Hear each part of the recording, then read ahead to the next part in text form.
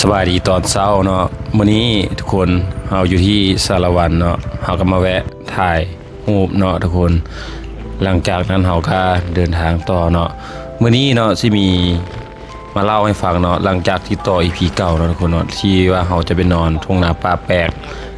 ทุ่งกาป่าแปลกแล้วสิเก็บรูปงามๆมาให้เบิ่งเนาะทุกคนเนาะบ่ได้เก็บซ้ำเพราะว่าเส้นทางที่เฮาไปเนาะมันทางยากเนาะทุกคนเนาะเพราะว่าเขาไปช่วงนี้มันจะฝุ่นเนาะทุกคนเนาะเส้นทางที่เข้าไปนะมันจะเป็นทางดินแดงเนาะดินแดงแล้วก็เป็นทางดินเหนียวมันจะรถซุมเฮาที่ไปนี่มันบ่สามารถไปได้เพราะว่ารถซุมเฮาที่ไปมันคันใหญ่เนาะแล้วมันก็เปเครื่องหลายเนาะมันน้ำหนักหลายเนาะมันจะรถอันตัวนี้ข้อเสียมันก็ไปทางขี้ตมบ่ได้เนาะทุกคนเนาะทางขี้ตมทางที่มีดินเหนียวเนาะจะไปบ่ได้ตัวนี้ก็คือข้อเสียของรถอันนี้นะทุกคนเนาะเพราะว่ากบมันจะต่ำเนาะเวลาที่เราเข้าขี้ตมเนาะแล้วมันจะติดบางโคลนนะแล้วล้อมันจะบุมุนเนาะเพราะว่าค่อยเองก็เคยไปเทื่อนึงแล้วทิพสารคามเนาะ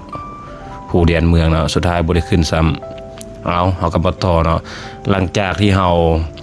เล่าเรื่องมาเฮาก็ตัดภาพเลยเฮาก็บ่ฮอด4กองแล้วตัวนี้ก็มากินข้าวจี่เด้อทุกคนเด้อข้าวจี่ตัวนี้เป็นข้าวจี่แซ่บอยู่4กองก่อนนึง 18,000 เนาะหลังจากทีมงานพวกผู้หญิงเขา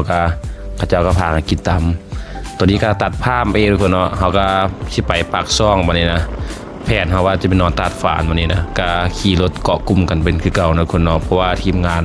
อีกพวกนึงเนาะเขาเจ้าจะไปอัตตปือเนาะไปเช็คอินอยู่อัตตปือแล้วเขาจะกลับมานะส่วนเฮาจะเดินทางไปนอนที่ตาดฝางท่าเขาเจ้าเนาะเพราะว่าไปพักผ่อนท่าตัวนี้ย้อนอย่างนะทุกคนเนาะที่เฮาบ่ได้ไปทุ่งกาป่าแพกนี่แหละ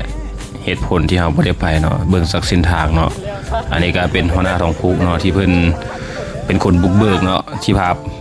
เอารถตัวเองไปลุยก่อนนะคุณเนาะชื่อว่ามันติดหลายเนาะอันนี้ก็เป็นทางที่ตมนี่ห้ามเลยเนาะห้ามไปเลยต้องเวลาที่ไปใส่เนาะต้องควรเช็คสถานที่และเส้นทางดีๆนะทุกคนเนาะเพราะว่าเฮาไปนี่เฮาใช้เวลาหลายมื้อเนาะทุกคนเพราะว่ามาเส้นทางแต่ละบ่อมันจะมีฝุ่นนะช่วงนี้เนาะ